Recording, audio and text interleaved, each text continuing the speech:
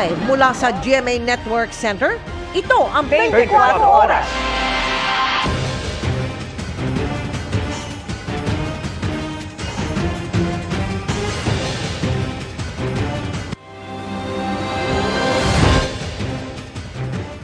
Magandang gabi po, Luzon, Visayas at Mindanao. Tapos na ang mahigit 2 dekadang pagtatago ng isang lalaking sumaksak sa kanyang kumpare dahil sa selos. Natuntun siya sa wakas sa Binangonan, Rizal, pero nagtangka pang lumaban. 5 pulis ang kinailangang magtulong-tulong para lamang mapusasan siya. Ang maaksyong pag-aresto sa aking eksklusibong pagtutok. Hindi na pinalagpas ng mga pulis ang pagkakataong ito. Pulis, pare! Pulis! Sa wakas ay dinakip ang isang lalaking mahigit 20 taonang pinaghahanap ng batas. Idapa nyo! Lumalaban ang suspect, kaya kinailangang magtulong-tulong ang 5 pulis para siya'y mapusasan. Sa bisa ng warrant of arrest, hinuli siya ng Mobile Force Battalion ng Eastern Police District sa salang pagpatay.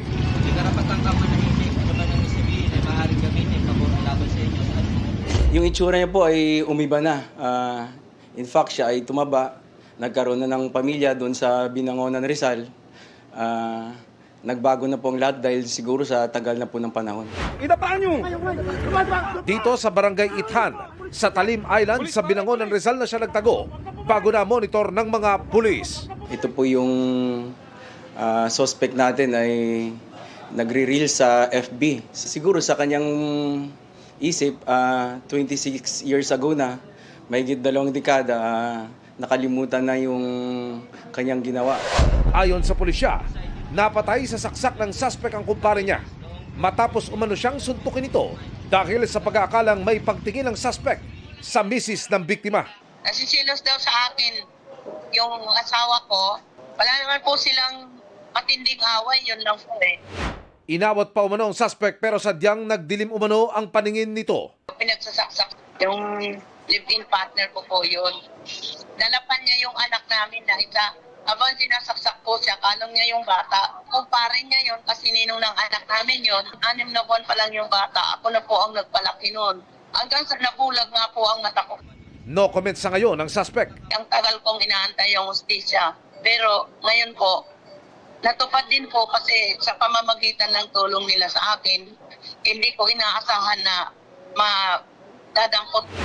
Para sa GMA Integrated News, Emil Sumangil, nakatutok 24 Oras. Alang taka sa magkaiwalay na operasyon sa Cebu City at Lucena ang 2 puganteng wanted sa Amerika. Ang isa, nagbebenta umano ng iligal na droga at nang aabuso pa ng kanyang parokyano. Nakatutok si John Consulta, exclusive. Sa establishmentong ito sa Cebu City, in-intercept ng BI Fugitive Search Unit ang 63 anyos na Amerikanong pugante. Positive identity, Mr. Issued against you by Commissioner Bureau of Immigration. Arestado ang US national dahil umano sa kanyang kaso sa Idaho. Wanted siya sa US. Nagbebenta siya ng illegal na droga, particularly mga LSD. Isa sa mga epekto ay na-incapacitate itong mga gumagamit ng drogang ito kung saan dito niya ngayon gagahasain itong mga customer niya. Arestado rin sa Lucena, Quezon ang isa pang American fugitive. Dahil naman yan sa umano'y panggagahasa sa ilang kababaihan sa Washington State, kabilang ang isang minor de edad. Ngayon, ongoing yung verification natin with NBI para malaman kung may mga kinaharap silang kaso dito at kung ma-clear naman sila, ay agad na rin natin silang ipapadeport pabalik sa Amerika upang mapanagutan nila yung mga kinakaharap nilang kaso doon. Sinisikap pa namin makuha ng panig ang 2 banyaga na nasa kustudiya ng BI. Para sa GMA Integrated News, John Consulta, nakatutok 24 Oras. Tinuna at sinita ng ilang miyembro ng House Committee on Justice ang basehan sa mga aligasyon sa unang impeachment complaint laban kay Pangulong Bongbong Marcos. Tinalakay rin ang pagiging authentic ng mga dokumentong kalakip ng reklamo. At nakatutok si Tina Panginiban Perez. Paano nga ba dapat sukatin kung ang impeachment complaint ay sufficient in substance? Isinalang sa tanong na ito kanina ang impeachment complaint na inihain ni Attorney Andre De Jesus laban kay Pangulong Bongbong Marcos matapos itong ideklarang sufficient in form kahapon.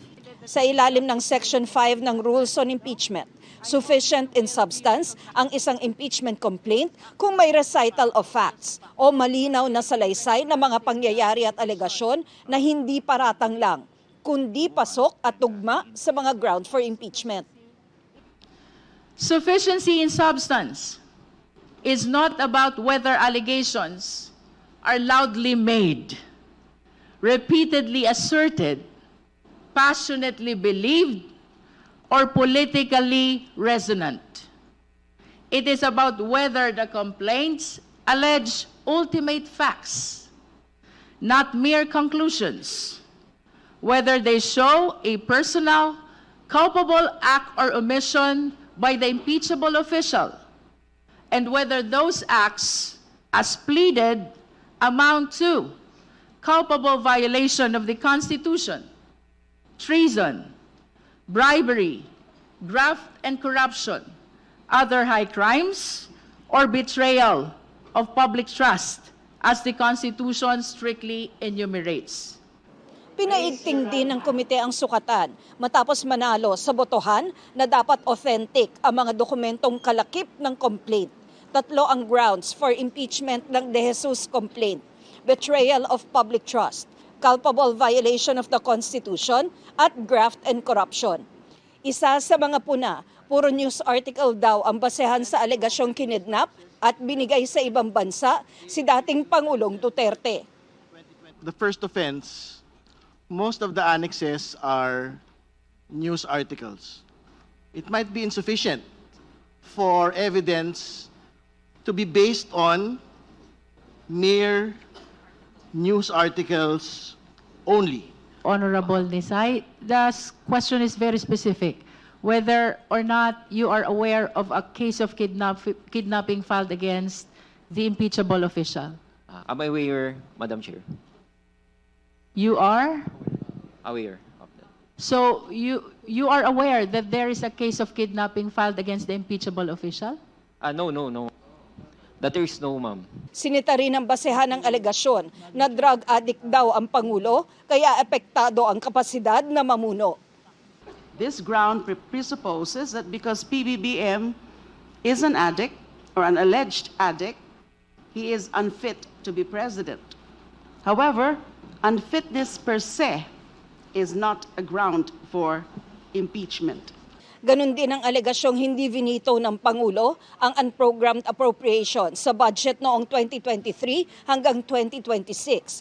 At kumikbak din daw ito sa mga budget insertion at ghost flood control project na ang basehan ay mga video na pinost sa Facebook ni dating Congressman Zaldico. The video exposes abroad, wherein we in the later part will have to hear this particular person has to be present. Otherwise, it's a piece of paper and a piece of video that is not allowed to be introduced in any proceeding. Inusisa rin ang basehan ng alegasyong binuo ng Pangulo ang Independent Commission on Infrastructure para protektahan ang mga kaalyado niya. The body of the complaint does not contain any express provision in the ICI's charter that limits investigations only to political opponents, nor does it contain any instances of limiting of any instances or policy or rule exempting allies. In fact, I remember that even the president's son was summoned to the ICI. Ipinagpabukas ng House Committee on Justice ang botohan sa sufficiency in substance ng De Jesus impeachment complaint para raw mabigyan ng pagkakataon ang mga kongresistang pag-aralan ng issue. Ipinagpabukas din ang pagtalakay sa sufficiency in substance ng pangalawang reklamo, ang Masa et al. Impeachment complaint. At bukas din inaasahang pagbobotohan ito. Para sa GMA Integrated News, Tina Panganiban Perez, nakatutok 24 oras. Patay ang isang rider habang 12 sugatan sa iba't ibang disgrasya sa isang motorcycle challenge sa Mindanao. Kabilang sa nasaktan ang ilang menor de edad na nanonood lamang sa paligsakan na nilahukan ng humigit kumulang 1,000 tao. Nakatutok si Mariz Umali. Sa kuha na CCTV, marahang binabagtas ng tricycle ang kalsadang ito nang biglang salpukin sa likod ng humaharurot na motorsiklo sa Digos, Davao del Sur pasado alas 3 ng hapon itong February 1. Sa lakas ng impact, napaangat ang tricycle at ang bumanggang rider sumemplang. Isa lang yan sa magkakasunod na aksidenteng nangyari sa gitna ng Boss Ironman Motorcycle Endurance Challenge na inaimbestigahan ngayon ng Land Transportation Office. Sa Talakag Bukidnon Crossing, nakuna ng rider na ito na may dala-dala pang mga bulaklak na bumagsak na sa kalsada matapos daw banggain ng rider. Ang lalaki nagtamo ng bali sa kanang paa.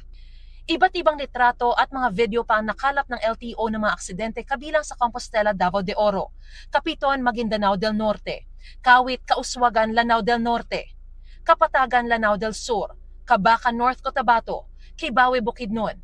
Dito sa Picong, Lanao del Sur, pumailalim pa ang motorsiklo sa ilalim ng bus. Ayon sa LTO, nasa humigit kumulang 1,000 raw ang lumahok sa Boss Ironman Motorcycle Endurance Challenge na ginanap nitong January 31 hanggang February 1 sa Mindanao. Dito, bawat rider na kasali ay babagtasin ang kabuuang 1,288 na kilometrong ruta mula General Santos City at pabalik muli sa parehong syudad. Kasama sa ruta ang mga bahagi ng Zamboanga Peninsula, Davao Region, Soc-Sargen at BARMM. Pero sa kasamaang palad, ayon sa LTO, 12 sugatan, kabilang ang 3 menor de edad na nanood lang. Sabi rin ng LTO, may isang rider na kalahok na namatay sa aksidente sa Kibawe, Bukidnon. Base sa paunang investigasyon ng LTO, nangyari ang sari-saring aksidente dahil sandamakmak na traffic violation ang ginawa. Merong mga karamihan puro reckless, tumawid sa mga traffic lights, araw-gabi yun, na may mga nakuha kaming mga video na tumatawid lang sila dire-diretso. Tsaka yung mga double lane na umo-overtake sila sa double yellow lane. Marami pong mga ganon silang ginawa. Sa kuwang ito, walang pakundangang nilalabag ng mga motorcycle rider ang stoplight kahit na malinaw na pula na. Yung nakita ko po ma'am is yung nakikipaghabulan na hindi naman po ma'am karera. Nandun naman pa ma'am yung mga marshal nag-guide sa kanila.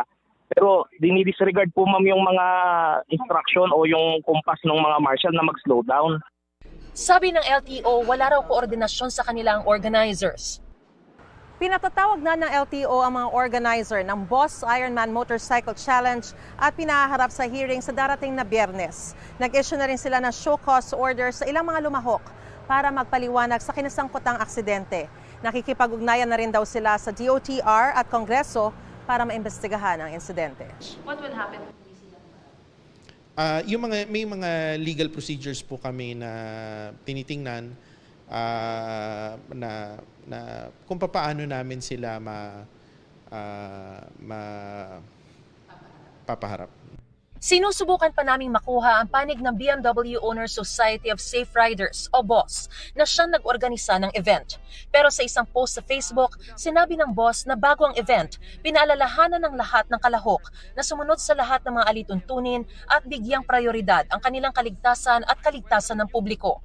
Noong 2024, may 2 na ring namatay sa Boss Ironman Challenge. Hindi po ito dapat ginagawa kasi ang laking ho ng perwisyo, ang daming namamatay, kawawa yung mga kababayan natin na nabibiktima. Tsaka wala pong excuse sa road safety.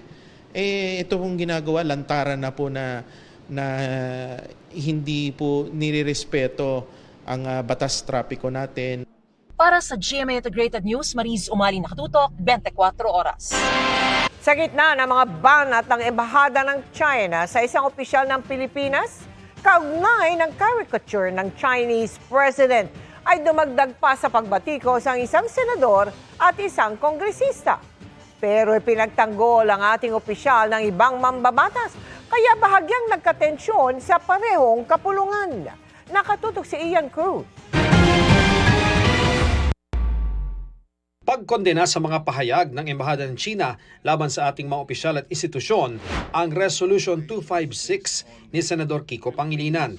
Pero ang isa sa iginiit ni Senador Rodante Marcoleta sa kanyang interpellation, kailangan tukoy ng Pilipinas ang hangganan ng ating teritoryo. Ito anya ang dapat inuuna ni Commodore J. Tariela na isumite sa International Hydrographic Organization. Kesa sasabihin natin, gagawa ng halimbawa ng caricature, para sa ganon, alam na natin, maiguguhit na natin, hindi lamang tayo lang ang nakakaalam ng ating West Philippine Sea, pati po doon sa S-23. Ito po yung International Hydrographic Organization. Paalala ni Pangilinan, dinepensahan na ng Defense Department at sa natahang lakas ang binanggit noon ni Tariela. Hindi ba dapat susugan natin at suportahan natin at we rally behind our armed forces, our Department of National Defense, rather than kowtow, not kowtow, but rather than give China the benefit of the doubt as regards their motivations in attacking one of our men in uniform? Suportado si Pangilinan ng kasama sa mayorya na si Senador Risa Ontiveros. Sinabi ni Senate President Tito Soto, maaring may epekto na sa national security ang balitaktakan ni na Pangilinan at Marcoleta. Kaya sinuspinde ang sesyon ng presiding officer na si Senate President Pro Tempore Ping Lacson. Madalas pasok sa Foreign Relations Committee ang ganitong mga issue pero hindi na yan hahawakan ni Senadora Amy Marcos, ang chairperson nito mula August 2022. Hinirang na bagong chairperson nito si Senador Erwin Tulfo.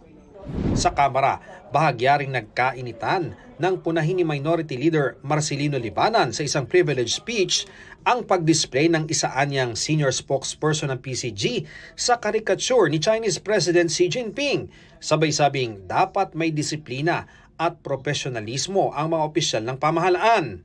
Di man pinangalanan si Tariela, kinumpirma naman niyang siya ang tinutukoy sa interpelasyon ni Cagayan de Oro 2nd District Representative Rufus Rodriguez.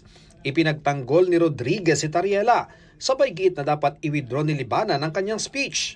J. Tariela is doing his job as spokesman of the Philippine Coast Guard because China has been violating the sovereign rights of the Filipino people. I cannot understand why we are protecting China.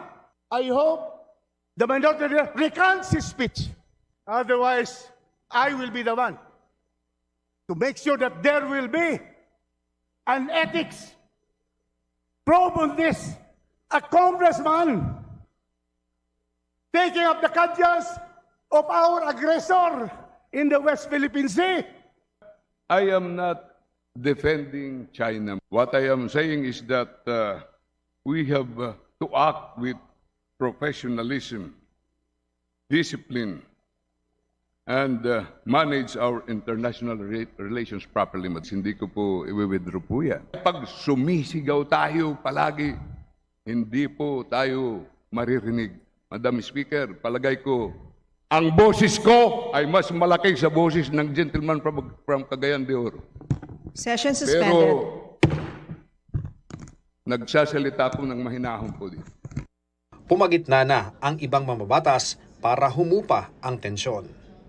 Para sa GMA Integrated News, Ian Cruz, nakatutok, 24 oras. Good evening mga kapuso. Kahit matagal mang magkatrabaho, aminado sina El Villanueva at Derek Monasterio na challenging pa rin para sa kanila ang pagganap sa upcoming Kapuso series na Apoy sa Dugo. Ngayong abala sila sa taping. Paano kaya ang nalalapit na Valentine's Day? Makichika kay Nelson Canlas. A few more days and a year older na si El Villanueva. And as she gets older, naiiba raw ang kanyang mga priorities. Tulad ngayon na work first muna. Usually we go to other countries talaga or either beach or lilipad kami. Di ko pa alam eh. Siguro magpapa-dinner lang ako. Ganun muna. Medyo busy pa kami sa taping. Wala pa akong time to plan and have a day talaga for my birthday. Paano ang araw ng mga puso? May plano na kaya sila ng kanyang boyfriend na si Derek Monasterio? Ano kayong plano ni Derek? Derek talaga. Hindi ako. Valentine's, you know what? You don't normally plan. No. I don't. Being the woman that I am, nagbe-wait lang ako. Ate ka na. Bibida si El sa upcoming afternoon prime series na Apoy sa Dugo, kung saan gaganap siya bilang isang abogado, a mom and a wife. First time nila ni Derek na gumanap sa more mature roles. Sa dami ng kanilang projects together, may challenges pa ba ang pagganap nila sa serye? Iba kasi yung away namin kapag may camera. Iba din kapag in real life. Kapag in real life kasi, it's more on kalmado. Hindi panghapon, hindi yung, ano ba? Hindi yung matataas. Hindi kami ganon. Pero pag on-screen, doon kami nahihirapan pag nagbabangayan kami kasi hindi kami sanay. Wow, di ba? Good problem. Good problem. So, yun yung medyo hirap kami na kapag mag-aaway kami na dire-diretso yung pikpakan ng linya. Yun, so far, working with Derek, such a delight pa din. Hindi pa rin ako nahihirapan. Sobrang dali na lang sa akin makahugot sa kanya. Nelson Canlas, updated sa Showbiz Happenings. 1 milyong pisong pabuya ang ulok ng DILG sa sinumang makakapagturo sa 7 suspect sa pagpatay sa pulis na natagpuan sa isang septic tank. Kabilang dyan ang police asset ng biktima na bumaliktad umano. Nakatutok si June Veneracion. Birthday niya noong January 24. Nang huling makuha na ng CCTV, si Police Staff Sergeant Renato Kasaway habang buhay pa. Naka-stripe hoodie si Kasaway na miyembro ng Drug Enforcement Group, habang ang naka-red jacket at black cap ay kanyang asset na si Julian Salamat. Nakinita niya umano sa isang compound sa Barangay Muhon sa Malolos, Bulacan. Hindi nahagip ng CCTV ang harapang pag-uusap nila, pero may maririnig na putok ng baril. Sa kabila niyan, parang walang reaksyon ng mga taong nasa paligid. Sunod na makikita sa frame ng CCTV camera ang asset ng pulis. Sige na. Maririnig din ang pagbibigay nito ng utos sa kanyang mga kasama. Sige na, tutuloy yung dugo pare, tutuloy yung dugo. Hindi na rin nakita sa video, pero pinagtulungan umano nilang maitapon ng pulis na si Kasaway sa loob ng isang septic tank o Poso Negro. So makita mo dito yung conspiracy to conceal yung cadaver. Just imagine, nangyari January 24, na-discover natin January 30. Nobody from them reported the incident. Sa inulunsad na operasyon ng PNP, 4 na sospek ang arestado, kabilang ang isang police corporal na si Vivencio Abalos. Mga kasama umano ni Abalos sa isang grupo ng mga riders sa mga sospek, kabilang ang mismong shooter. Ikinuwento pa umano ng gunman kay Abalos sa kanyang ginawa. Inaresto natin siya for his concealment. Accessory siya doon sa krimen. Na kung dapat hinaresto niya na nung 24, dapat arrested na natin yung gunman. Kabilang ang gunman sa 7 pinaghaharap na sospek. Yung mga gantong klaseng bagay ay hindi natin pwedeng palusutin.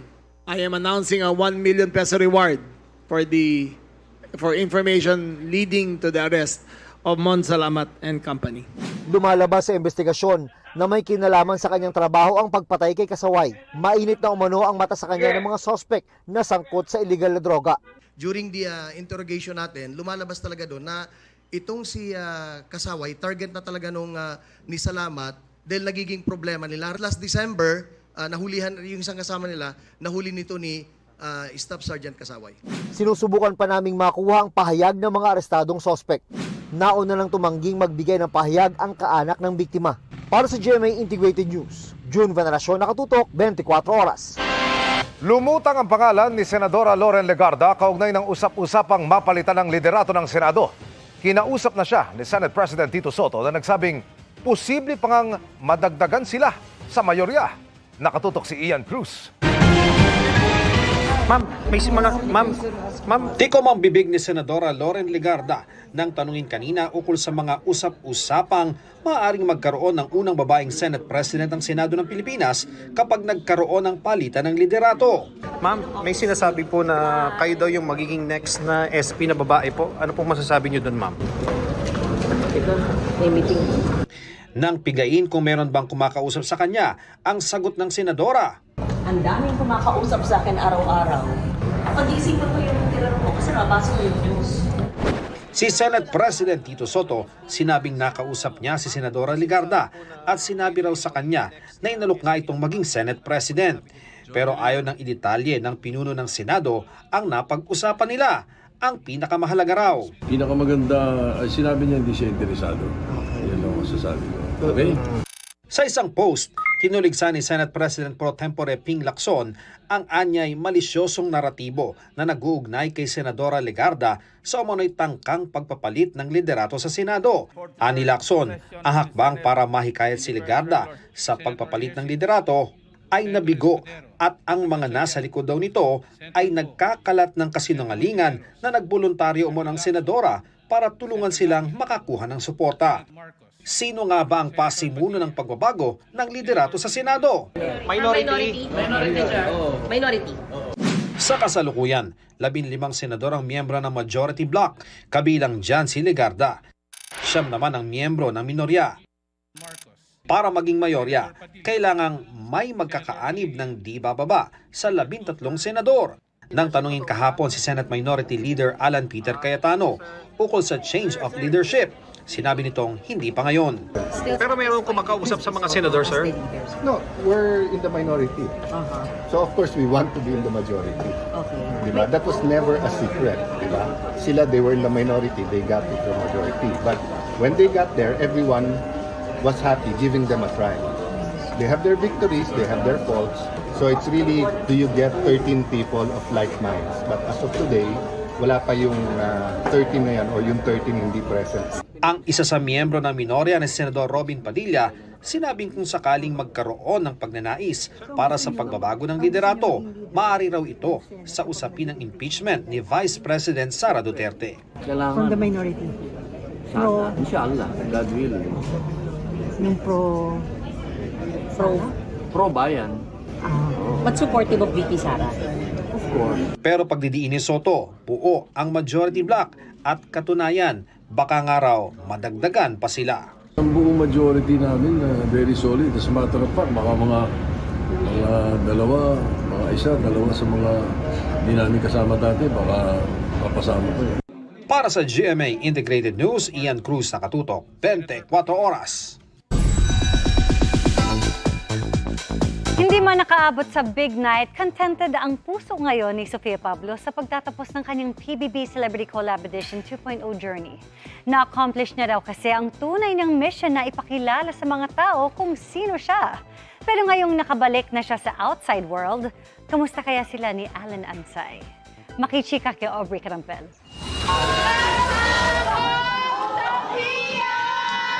99 days, 1 goal. Yan ay ipakita sa mundo kung sino talaga si Sofia Pablo. Puno ng pasasalamat ang latest PBB evictee sa lahat ng mga taga-suportang mainit na nag-abang sa kanya sa outside world. Kabilang dyan ang kanyang Sparkle family. Present sa kanyang homecoming, si GMA Network Senior Vice President Attorney Annette Gozon Valdez at Sparkle GMA Artist Center First Vice President Joy Marcelo. Hindi rin siyempre mawawala ang other half ng Team Jolly na si Alan Ansay na may pa-flowers pa kay Sophie. Naroon din sina Bianca Umali, Vince Maristella at ang fellow housemate niyang si Anton Venzon at iba pa niyang Sparkle friends pati fans. Sinasabi ko nga po na even if I got evicted, feeling ko talaga big winner ako kasi yung love, yung support na natanggap ko paglabas, sobrang it's more than what I asked for kay Lord. It's more than what I prayed for talaga. So sobrang kontento na talaga ako sa naging journey ko. More than 3 months ang inilagi ni Sofia sa PBB house at pag-amin niya, iba raw sa kanyang inaasahan ang bumungad sa kanya sa outside world. No, lumabas po talaga ako. Tanggap ko na kasi na ako. So sabi ko, okay, handa na akong harapin yung mga bashers. Tapos paglabas, nawala sila lahat. Tapos naging love. So niyak talaga ako nung lumabas ako. Di na nga napigilan ni Sofia mapaiyak. Because of PBB, people now see me, the real me. And sobrang grateful ako. And it's something na forever na magiging grateful talaga ako. Kasi dahil doon, nakita na ng tao yung totoong Sofia na napatunayan ko na hindi ako yon, hindi ako yung taong pinipaint nila. And sobrang grateful ako kay Lord.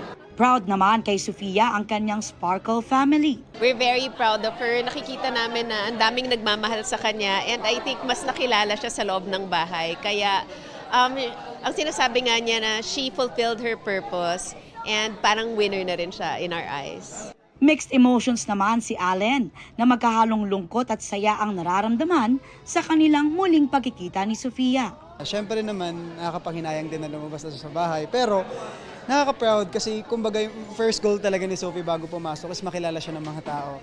And paglabas niya talagang nagulat siya na ang dami na nagmamahal sa kanya. Yung totoong siya nakilala na ng mga tao at na-appreciate na siya. Marami nga ang kinilig sa mainit na yakap na isinalubong ni Allen kay Sofia noong eviction. May ayuda rin agad silang TikTok together. Na may pabirong caption ni Sofia na masaya na ako sa Valentine's. Kaya naman, may inihahanda na raw si Allen. Since medyo matagal siya nawala, almost 99 days, so medyo extra special. Aubrey Carampel, updated sa showbiz happenings. Wala ng buhay at nakasilid sa bag ng matagpuan ang isang buwang gulang na sanggol sa Cagayan de Oro City. Natagpuan ang walang muwang sa mismong boarding house na inuupahan ng kanyang ama.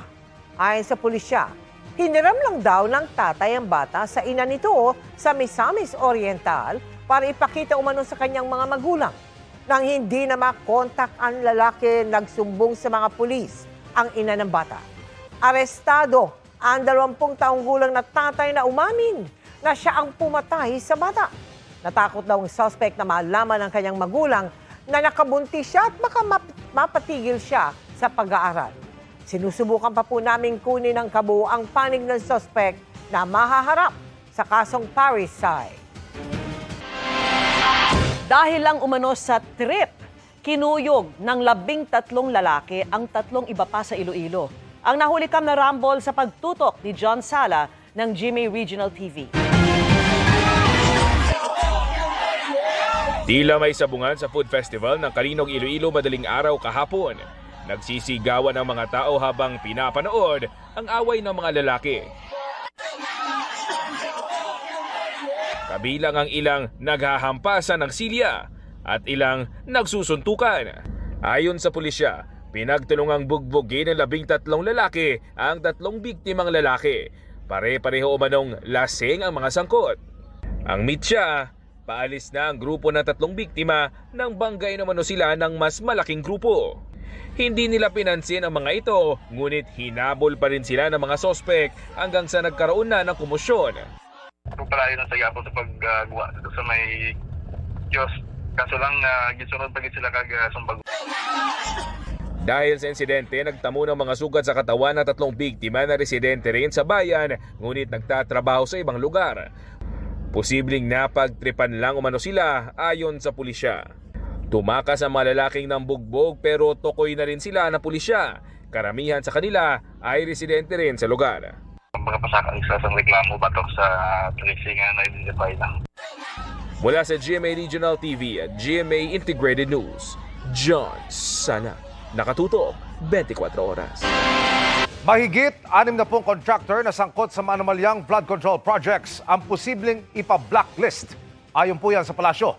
Sabi ni Palace Press Officer Undersecretary Claire Castro, ayon sa Philippine Contractors Accreditation, 4 na ang siguradong tinanggalan ng lisensya.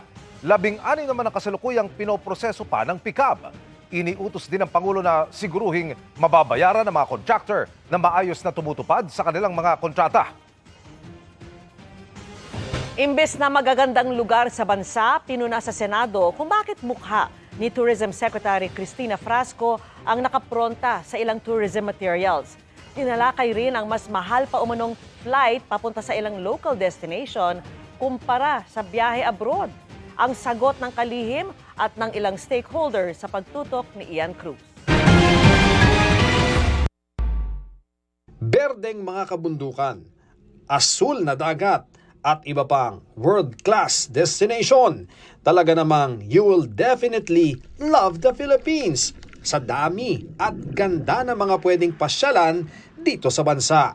Pero sa pagdinig ng Senate Committee on Tourism ukol sa iba't ibang hamon sa sektor ng turismo, inusisa ni Senador Raffy Tulfo kung bakit imbes ang mga magagandang tanawin ng Pilipinas, mukha ni Tourism Secretary Cristina Garcia Frasco ang lagi raw nakapronta. Kabilang ang pagkakalagay ng mukha ni Frasco sa front page ng isang magazine. ang tarpaulin na may mukha rin ng kalihim sa Boracay Airport at ang larawan niya sa Lake Cebu sa South Cotabato. Pakita po natin yung mga tanawin o yung mga reasons why tourists will visit the country. Kasama na po dyan yung mga lugar na pwede pupuntahan, food, wellness, di ba, adventure. Paliwanag ni Frasco, hindi nila kinumisyon ang pagkakalagay niya sa front page ng magazine na nag-cover sa Philippine Pavilion sa Osaka, Japan. Absolutely. Had no consent, funding, or information on the part of myself or on the part of the Department of Tourism. Hindi rin daw niya inutos na maglagay ng welcome tarpaulin na may mukha niya sa Boracay Airport habang ginagawa lamang daw niya ang trabaho sa Lake Cebu kaya may larawan siya roon. Sagot ni Frasco. I have tried to be as present as possible in our destinations and for our stakeholders. That is the extent of the duty that I have exercised and nothing more.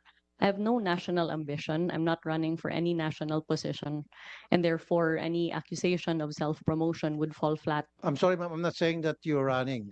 Don't put words into my mouth. I'm not saying that. What I'm saying is, yun po nakakalata yung mga tao na parang pinopromote yung sarili mo for whatever reason. Now also, ma'am, compared to other countries like Vietnam, Korea, Malaysia, Japan, hindi niyo po nakikita yung mukha ng mga secretaries ng Department of Tourism nila doon eh. Wala, never ka makakita sa tourist materials ng kahit anong bansa na banggit ko, yung kanilang Secretary of Tourism, pinopromote yung mga mukha. Perhaps if it is the pleasure of the senator that I no longer visit our destinations or that there be no coverage of the same, we can take that into serious consideration. Of course, ma'am, you can visit. Why not? But what we are saying here, ma'am, please, huwag mo i-promote yung sarili mo. Sa unang bahagi ng pagdinig, inungkat din ni Committee Chairman Senator J.V. Ejercito kung bakit mas mahal pa sa ilang international destinations ang presyo ng tiket sa mga destinasyon dito sa bansa, gaya ng Siargao, Batanes at Palawan. Ayon sa airline companies, mas malaki kasi ang gasto sa paggamit ng mas maliliit na turboprop aircraft na siya lang daw kaya ng airport sa mga naturang destinasyon. Dahil kung saan mas konti ang kasyang pasahero, mas mahal ang pamasahe. Ayon naman sa Civil Aviation Authority of the Philippines o CAAP, gumagawa na sila ng paraan kung paano mapapahaba ang runway sa mga nasabing destinasyon para makalipad doon ang mas malalaking eroplano. The solution always seems to be a long-term one.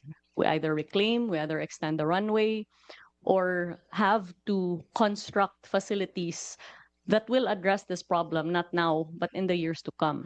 Para sa GMA Integrated News, Ian Cruz, nakatutok 24 oras. Sinagot ni dating Senador Manny Villar ang reklamong inihain laban sa Villar Land Holdings Corporation at mga opisyal nito ng Securities and Exchange Commission o SEC sa Justice Department. Nanindigan si Villar na hindi siya kailanman pumasok sa mga iligal na gawain para manloko ng mga customer at investor o para makinabang ang kanyang sarili o mga kumpanyang kanyang pag-aari. Committed niya sila sa transparency at sa pagsunod sa umiiral na patakaran at regulasyon ng SEC at Philippine Stock Exchange. Dagdag niya, consistent sila sa pagsasapubliko ng mga mahalagang developments at patuloy na nakikipag-ugnayan sa mga regulatory body kaugnay ng estadong pampinansyal ng kanilang kumpanya. Sa katunayan, nakikipagtulungan umano sila sa SEC nang simulan nito ang investigasyon. Tutugunan niya ang Villar Land sa tamang forum at makikipagtulungan sa investigasyon. Sa ngayon, hindi pa umano nila nakukuha ang kopya ng reklamo ng SEC. Kabilang sa inireklamo ang umano'y pagsisinungaling para kumita ang Villar Land at panloloko para maengganyo ang publikong bumili ng company shares batay sa peking informasyon. Dinetalye ng pulisya kung paano umano nagkaunsehan sa pagbebenta ng sasakyan na posibleng motibo sa pagpatay sa mag-inang Molinido. Hindi na itinuturing na suspect pero duda pa rin ang mga otoridad sa asawa ng policewoman. Nakatutok si June Veneracion. Sa Novaliches, Quezon City, sa loob ng bahay ng mag-asawang inaanak niya sa kasal, pinatay si Police Senior Master Sergeant Diane Marie Molinido. Enero 16, alas 11 ng gabi, ayon sa Quezon City Police. Doon din pinatay ang 8 taong gulang niyang anak na si John Ismael pagkatapos ng ilang oras, Enero 17, alas 5 ng madaling araw. Unang pinatay si Ginang Molinito habang nakaupo sa sofa ng inaanak niyang lalaki, isang dating pulis, ayon sa Department of Interior and Local Government. Pinatay si Diane Marie Molinito sa pamamagitan ng gunshot wound na pumasok dito sa ulo at lumabas habang siya ay nakaupo at lumabas po sa kanyang pigi. Isinunod naman ang batang si John Ismael. Sila eh. Parang, oo, yung mag-asawa rin eh. Binalot nila ng plastic sa ulo yung bata eh. Nang buhay pa. Habang nangyayari ang krimen, ay nasa loob din umano ng bahay ang 3 anak ng mag-asawang sospek, pero hindi nila nakita ang aktwal na pagpatay.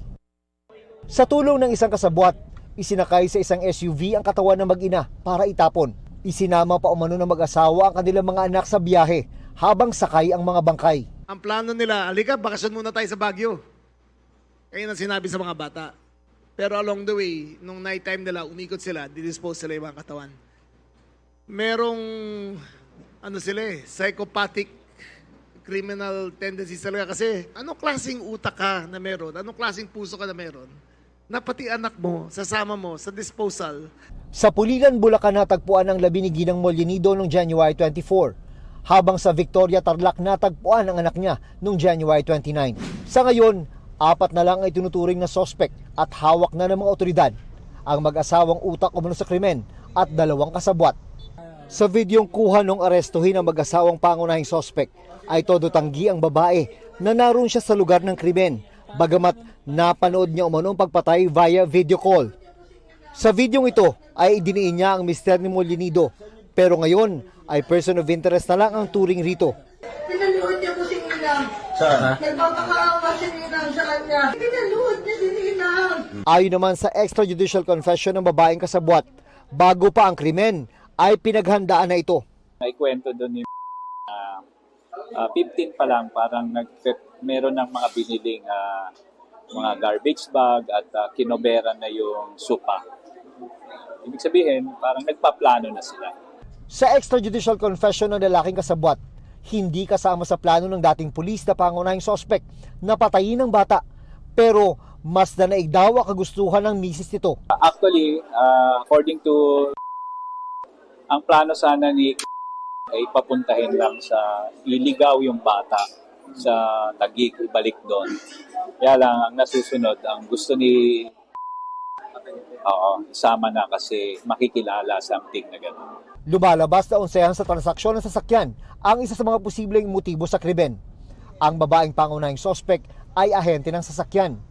May gusto umanong bilhing SUV Montero ang biktima, kaya siya nagbigay ng down payment na 550,000 sa mag-asawa.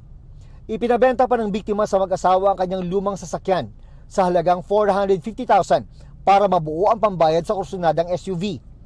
Pero nang magkita-kita na sila noong January 16 para tapusin ang transaksyon, it turned out non-existent po pala yung Montero.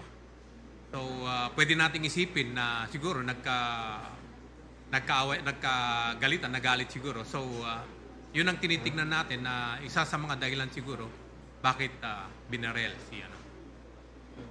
And we have to understand also na itong mag-asawa, they have a string of cases, estafa cases. bukod sa 4 na arestadong suspect, itinuturing pa ring person of interest ang asawa at ama ng mga biktima. Nasa restrictive custody pa rin siya ng PNP. Duda raw ang mga otoridad sa kanya. 2 things eh. Una, pinili niya makremate kaagad yung asawa niya. With yung clothes na namatay siya. Pulis siya, dapat alam niya yun. Pangalawa, nung interview, parang wala siyang remorse. Imagine mo, anak mo namatay, hindi ka naiiyak, wala kang, parang baliwala sa kanya eh. Well, iba-iba naman tayo ng reaction, di ba? So, we have different ways of grieving. So, hindi natin mahusgahan base lang sa reaction niya. So, antayin natin. Kinumpirma rin ng abogado na nasa restrictive custody nga ang nasabing pulis matapos ma-drop ang reklamo dahil iniurong ng kapatid ng biktima. Bago naman iproseso para sa inquest ang kasabwat na babae, ay ginit niyang hindi siya sangkot sa krimen. Kayo po ba ay sangkot sa krimen? Hindi po. Ano lang po kayo, ma'am? Witness lang? Witness po ako. Ako po nakakita. Ano pong nakita ninyo, ma'am? kung paano Comment naman. Sige, attorney, nagsusulian lang natin siya, Ma'am, kay Kenneth. Ano pong nakita ninyo, Sa ma'am? ano na lang, ma'am? Sige Sa po, sige. trial na lang po. Hindi na niya ididetalye ang pangyayari sa payo ng kanyang abogado. Sa kabila nito, kumpiyansa ang PNP sa mga ebidensyang hawak nila. We are sure that this case will have a certainty of conviction. Ayon sa aming investigasyon, considered case closed na to at charges will be filed. Para sa GMA Integrated News, June Veneracion, nakatutok, 24 oras. Tiniyak ng defense team ni Vice President Sara Duterte na handa sila sa panibagong impeachment complaint laban sa Vice, lalo't inasahan na umano nila ito. Nakatutok si Mark Salazar. Hindi na raw nagulat ang kampo ni Vice President Sara Duterte sa dalawang panibagong impeachment complaint na inihain laban sa Vice kahapon. Kabilang sa mga batayan ng mga inilatag na ground for impeachment ang abusado umanong paggamit ng confidential funds ng Office of the Vice President at Department of Education. Ito naman pong mga impeachment complaints talagang anticipated na natin. In fact, the past few weeks talagang nagsasabi naman po ilang mga grupo na nagpaplano silang maghain. Handa naman po kami na harapin itong mga complaints. Sabi ng abogado ng Vice na si Attorney Michael Powa, hindi nagbago ang defense team. Tiniyak din niya ang kanilang kahandaan sa mga inihaing reklamo na isinama na ang nilalaman ng affidavit ni Ramil Madriaga, ang nagpakilalang dating civilian intelligence agent ni dating Pangulong Rodrigo Duterte at Vice President Duterte. Sa kanyang affidavit, sinabi ni Madriaga na siya ang naging tagahatid ng milyon-milyong pisong pera sa iba't ibang personalidad sa utos umano ng Vice. It's quite similar. Maraming mga parehong aligasyon, although may mga nadagdag tulad nung Madriaga affidavit. Dati nang pinabulaanan ng Vice ang mga aligasyon ni Madriaga laban sa kanya. Hindi po niya kilala and that is why magsisimula po tayo doon na handang-handa po naming pabulaanan at sagutin ang mga paratang dyan sa affidavit na yan. Isa namang pinagtatalunan ay ang reckoning date o kung kailan naglapse ang one-year bar rule, kung January 15 o February 6. Sagot dyan ni Powa, we're monitoring the developments. We would like to reserve commenting on that. Definitely napag-usapan namin yan, pero sa ngayon, wala muna kaming gustong maikomento sa publiko habang minomonitor natin on how the House will act on these complaints. Para sa GMA Integrated News, Mark Salazar, nakatutok 24 oras. Handang tumulong kung kinakailangan ang AFP at DFA sa issue ni Raymond Gumangan, ang Pilipinong nagsilbing mercenary ng Russia at ngayon isang prisoner of war sa Ukraine. Pag-amin pa ng sandatahang lakas, hindi na bago ang pagre-recruit sa mga Pilipinong sundalo para lumaban sa ibang bansa. Nakatutok si Chino Gaston. Hindi na raw bago ang mga pagtatangkang mang-recruit ng mga Pilipinong sundalo para magsilbing mercenary sa ibang bansa. Isa raw ito sa mahigpit na binabantayan at pinipigilan ng Armed Forces of the Philippines. Ayon sa AFP, karamihan ng mga sundalo tinatapos ang kanilang pagseserbisyo hanggang sa mandatory retirement age ng 57. Para raw makapag-transition sa kanilang civilian life, tinutulungan ng AFP ang mga retiradong sundalo sa pamamagitan ng trainings at livelihood programs upang maiwasan silang ma-recruit sa pakikipaglaban sa ibang bansa. Marami po tayong reminders sa mga tropa natin kasi yung iba sir kahit active nililure towards that. So as we heighten patriotism and nationalism sir, nandoon na po talaga yung zeal to service and not really hindi na sila nasisilaw din talaga sa offer ng monetary gains. Muling nabuhay ang issue ng recruitment ng mga mercenary mula sa Pilipinas nang lumitaw sa social media ang video ng dating security agent na si Raymond Gumangan na nahuli ng Ukrainian Armed Forces noong nakaraang taon. Handa raw ang AFP na tumulong sa DFA kung kinakailangan patungkol sa issue ni Gumangan. Isang Pilipinong mercenary rin ang napaulat ng Ukrainian Military Intelligence na namatay naman sa engkwentro sa Donetsk region ng Ukraine. Ayon sa AFP, hindi lingid sa kaalaman na ilang dating militar ang napapasama hindi lang bilang mercenary kundi maging sa mga pribadong armadong grupo sa bansa. Halimbawa nito ang 3 sa mga sospek sa pagpatay kay dating Negros Oriental Governor Roel Degamo na mga dating miyembro ng Philippine Army. We cannot just avoid kung meron man sakali but may naririnig tayo minsan involved itong mga ex-soldiers in some mercenary activity here in our country. So we are looking into furthering our values formation program, and all of these reminders. Ayon sa security expert na si Professor Renato De Castro, marami sa mga nare-recruit na mercenaries ng Russia ay mula sa mahihirap na bansa gaya ng Pilipinas. Hindi lang ang Pilipino, pati Indians, pati Kenyans, mga Africans, no, even mga Chinese. Of course, iba yung mga motibo ng mga ibang Sino, gusto nila magkaroon ng experience. Pero sa atin, yung mga kababayan natin, I think ang talagang rapper dyan, yung paghihirap, kahirapan ng buhay. Para sa GMA Integrated News, Chino Gaston nakatutok, 24 oras. Mga kapuso, mahigpit na binabantayan ang ikalawang bagyong pumasok sa Philippine Area of Responsibility ngayong 2026, ang bagyong Basyang. Uli itong namataan ng Pag-asa sa layong 1,075 kilometers. Silangan ng Northeastern Mindanao. Kumikilos yan ng mabagal pahilagang kanluran. Sa forecast track ng Pag-asa, posible ito maglandfall sa Caraga, Huwebes ng hapon o gabi. Maaari nitong tawirin ang Visayas at Palawan sa mga susunod na araw. Pwede pang magbago ang pagkilos nito kaya patuloy na tumutok sa updates. Ngayon pa lamang, apektado na ng trough o yung extension nito ang ilang bahagi ng bansa. Kasabay niya ng epekto pa rin ng amihan at localized thunderstorms. Base sa datos ng Metro Weather, may mga pag-ulan bukas sa ilang bahagi ng Cagayan, Isabela, ilang bahagi ng Cordillera, Aurora, Quezon, Palawan, Northern Mindanao at Caraga. Maging handa pa rin sa banta ng baha o landslide. Sa Metro Manila, mababa pa sa ngayon ang tsansa ng ulan pero maging handa pa rin at mag-monitor ng advisories ng Pag-asa. Nakataas naman ng gale warning sa northern seaboard ng Northern Luzon. Ibig sabihin, magiging maalon at delikadong pumalaot ang maliliit na sasakyang pandagat. Naghain ng panukalang No Work, No Pay scheme si House Majority Leader Sandro Marcos para sa lahat ng mambabatas. Sa Senado naman, may mungkahing suspindihin muna ang sahod ni Senador Bato de la Rosa na ilang buwan ng absent sa Senado. Nakatutok si JP Soriano. Kada buwan, pinapasahod ng taong bayan ang mga senador at kongresista ng halos o mahigit 300,000 piso sa ilalim ng salary grade o SG-31. Pwede pa ngang umabot sa hanggang 400,000 piso kada buwan kung maging Senate President o House Speaker. Hindi pa kasama diyan ang mga bonus at iba pang benepisyo.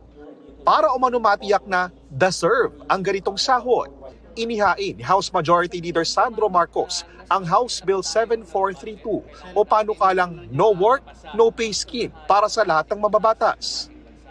Ibig sabihin, babayaran lang sila kung pumasok at nagtatrabaho tulad ng pagdalo sa mga sesyon sa plenaryo, paglahok sa mga committee hearing, at paglahok sa official activities. At kung absent ng walang mahalagang rason, hindi sila sasahod para sa mga araw na lumiban sila. Pero sabi ng panukala, hindi naman daw mag-a-apply yung no work, no pay kung ang dahilan ng pag-a-absent ay valid naman o merong makatwirang dahilan gaya ng pagkakaroon ng sakit ng isang mambabatas, pero dapat ito po ay merong patunay mula sa isang licensed physician, meron pong official travel abroad o kaya sa ibang lugar, basta ito po ay otorisado rin ng Senado o kaya ng Kamara at meron na po talaga nakaschedule na leave of absence na dapat ay aprobado rin. Nakausap namin ang co-author ni Marcos sa panukala na sina Votas Representative Toby Tiangco na na-inspire umanong mag-refile ng isa pang bill kahit mga mambabatas ang tatamaan. Natuwa ako dun sa No Work, No Pay bill kasi it shows na gusto na natin magreforma dito sa House. No? Noong 17th Congress, noong 2016, may final na akong bill, no? Yung ipagbawal na yung numero 8 plaka. Since mukhang seryoso naman ng reforma dito, ay i-refile ko. At sana naman umusad yon para wala ng 8 plaka. Pabor din si Senador J.V. Ejercito sa panukala. May niluluto na rin umanong ganito sa Senado. Sabay banggit pa kay Senador Bato de la Rosa na Oktubre pa huling pumasok. So kay Senator Bato, kung tinaano natin yan, ang proposal nga suspend na muna yung salaries niya hanggang di siya pumapasok. So, tignan natin kung okay sa kanya. Proposal ni Senator Lacson yun. Hindi na nagpakita sa Senado si De La Rosa mula nang mabalitang may arrest warrant umano na inisyu sa kanya ang International Criminal Court o ICC. Ayon naman sa palasyo, tila hindi pa ito napag-uusapan ng presidential son at ng Pangulo. Dahil nabigla siya na may proposal si Congressman Sandro. Pero ang sabi lamang po ng Pangulo, trabaho po yan ng mambabatas at hindi po siya makikialam. Para sa GMA Integrated News, JP Soriano, nakatutok 24 oras. Para may pampuhunan sa negosyong fishball at kwek-kwek. Anak na sanggol muna ang inilako online ng mga magulang nito. Arestado ang dalawa sa Bulacan. Nakatutok si Mark Salazar. Nung Lunes ito sa isang mall sa San Jose del Monte, Bulacan. Sa isang fast food restaurant, naganap ang umano'y bentahan ng isang sanggol na 12-day-old pa lamang. Mismong mga magulang ng sanggol ang nandoon para magbenta. At nang tanggapin ng ama ng bata ang 27,500 peso marked money, inaresto agad sila ng PNP Women and Children Protection Center. Sa isang Facebook private group for adoption, nakipagkasundo ang couple na ibenta ang kanilang baby sa buyer na undercover police pala. Kami po sa NACC yung nagmo-monitor ng mga Facebook groups ng bentahan ng baby at nire-report po namin yan sa PNP Women and Children Protection Center. Iba't iba raw ang dahilan ng mga nagbebenta ng anak pero kalimitan ay kahirapan. Sa kaso ng dalawang naaresto, bukod sa kapwa mga bata pa ang mga magulang, gagamitin daw nila ang pera para ipuhunan sa negosyong kwek-kwek at fishball. Malinaw ang pagdadalhan sa arestadong batang ama at batang ina. Kinakaharap po nila ngayon yung qualified trafficking. Meron din silang kinakaharap na child abuse and syempre yung illegal adoption. Yung sa qualified trafficking na available po ito at maaari silang matulan ng 20 years hanggang habang buhay na pagkakakulong. Ang kanilang baby ang hahanapan pa ng kanlungang tahimik at ligtas para sa kanyang paglaki. Kami pong maghahanap ng permanency plan para sa baby. Pero bago po natin hanapan ng permanency plan through adoption, kailangan po muna natin mahanapan ng bata ng kaanak up to the 4th degree of consanguinity.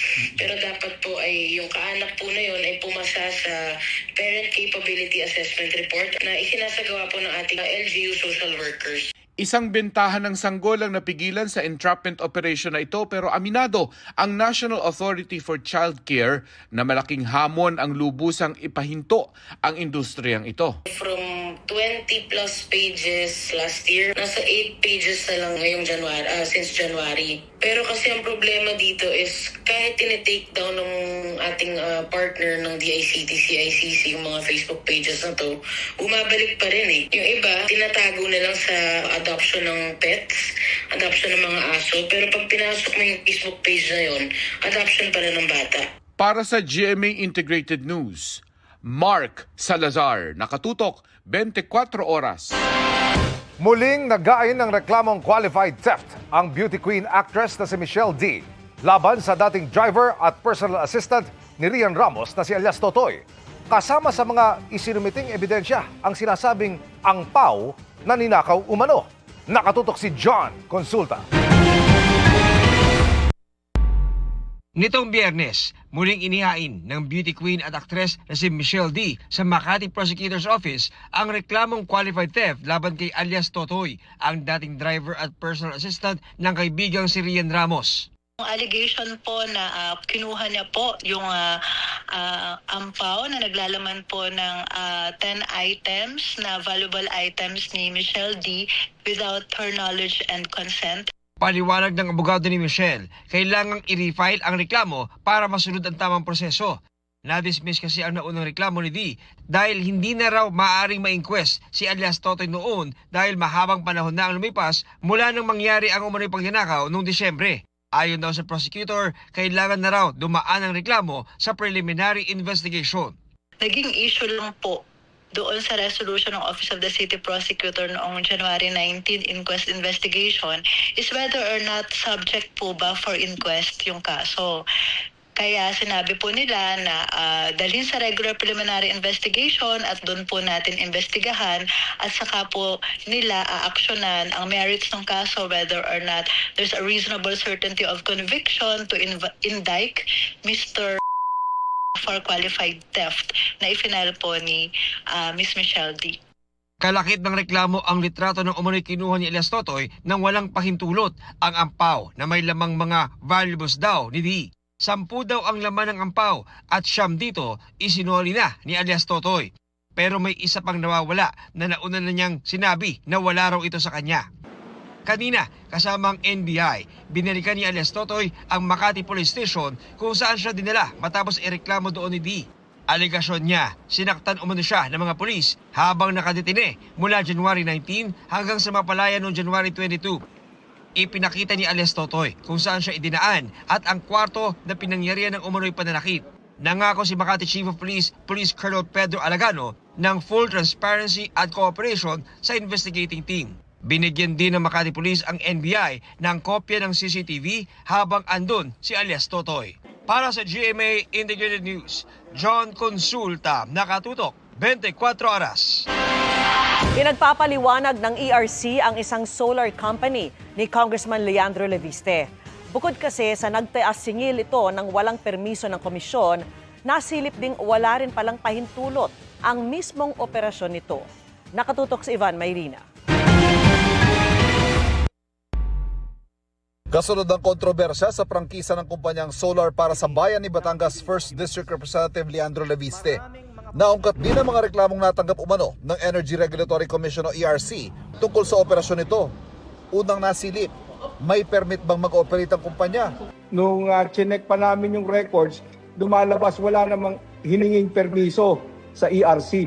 Yung operasyon na ito, pinadalhan na ng show cause order ng ERC ang Solar para sa Bayan para magpaliwanag kung bakit sila nag-operate nang walang pahintulot ng komisyon. Kinukusyon din ng ERC ang pagtataas sila ng singil nang walang pahintulot. kinakailangan talaga nilang humingi ng approval ng ERC. Dahil itong approval na ito, yung pagtatakda ng ERC ng singil, ito ang makasisiguro na yung interest ng mga consumer ay mapoprotektahan, na hindi sila masisingil ng labis o sobra-sobra. Sinubukan namin kuhanan ng pahayag si Leviste kaugnay sinilabas sa show cause order pero hindi siya sumagot. Pero nauna na niyang sinabi na 2022 pa nagtigil operasyon ng Solar para sa Bayan sa lahat ng 7 lugar na nagkaroon nito ng operasyon. Pinilit umano nila magkaroon ng kasunduan sa lokal na pamahalaan kung saan sila nag-ooperate na sila na lang ang magpatuloy ng kanilang operasyon pero nabigo sila. Kaugnay naman ang mataas sa singil na 18 pesos per kilowatt hour. Iginit ni Leviste na palugin na nga umano ang singil nila nung simula habang naghihintay ng implementing rules and regulations. Hindi umano nila kayang magpatuloy ng operasyon ng palugi kaya nagtaas sila. Pero sa ngayon ay hinihintay ng ERC ang opisyal na tugon ng Solar para sa Bayan sa inisyo nitong show cause order. Kung mayroon talagang nangyaring violation, ay magpapataw ang komisyon ng karampatang parusa. Maaaring sila ay maimposan ng penalty at kahit pa man sinasabi ngayon na hindi na nag-ooperate yung kumpanya na yan, maaari pa naman tingin natin na mahabol pa rin at pagdating sa implementasyon ng penalty. Para sa GMA Integrated News, Ivan Mayrina, nakatutok 24 oras. There's no stopping Alex Ayala na uusad na sa round of 16 ng Abu Dhabi Open. Kasunod dyan ang panalo ng Pinay Tennis A sa round of 32 laban sa pambato ng Turkiye na si Zeynep Zonmez. Wagi si Ayala sa score na 6-4, 6-3. Sunod na makakaharap ni Ayala para sa round of 16 ang rank 109 in the world na si Alexandra Sasnovic. Bago yan, sasabak din sa doubles match si Ayala at makakasama niya si Janice Cheng ng Indonesia.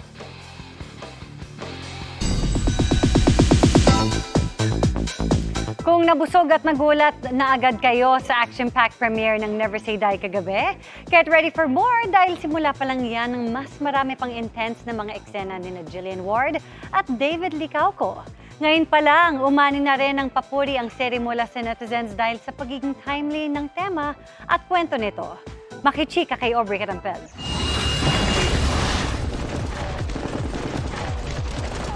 Pilot episode pa lang, maaaksyong eksena na agad ang napanood sa pinakabagong GMA Prime series na Never Say Die, kung saan ipinakilala na ang mga karakter ni na star of the new gen Jillian Ward at pambansang Ginoo David Licauco. Si Jillian si Joey, isang vlogger. Alam niyo, bilib na bilib talaga ako sa kanila kasi talaga sa mga events na ganito, pinoprotektahan nila tayo, naalagaan nila tayo. At, syempre, lagi silang rumiresponde kapag may mga super delikadong sitwasyon. Si David C. Andrew, ang investigative journalist na ine-expose naman ang mga krimen at katiwalian. Talagang delikado. Mga katirada, 3 buwan, 35% agad ang tinaas ng crime rate sa bansa. Magkasamang nanood si David at Jillian ng world premiere ng Kapuso Action Drama Series. Kasama rin nila ang production at creative team. Mababakas nga sa mukha ni Jill at David ang roller coaster of emotions na napanood sa episode kagabi. Grabe action, hindi ako makahinga. Grabe. Ganun yung pakiramdam habang pinapanood? Ganun yung pakiramdam, intense, di ba? Super intense. Grabe. Kaya kung mapapansin niyo po, unang episode, medyo chubby pa ako. Pumayat ako ng bigla kasi grabe, sobrang intense ng action scenes. Buhos din ng papuri online mula sa netizens na nakapanood. Napapanahon daw kasi ang tema at kwento. Grabe yung character na ginawa nila ng mga writers. Especially kay Joey. Ang ganda ng character ni Joey. Lahat ng characters dito talaga maganda at pinag-isipan. Pero simula pa lang daw yan dahil mas marami pang intense na eksena ang dapat abangan. Siyempre marami pang characters na lalabas. Sila Richard Yap, si Jisoo, si Rahil, at marami pang iba. So yun yung kailangan nilang abangan. And siyempre yung storyline, gumaganda siya every episode. Paano mabibisto yung mga bad guys at anong gagawin nila Andrew at Joey para talaga mapaglaban yung mga pinaglalaban nila.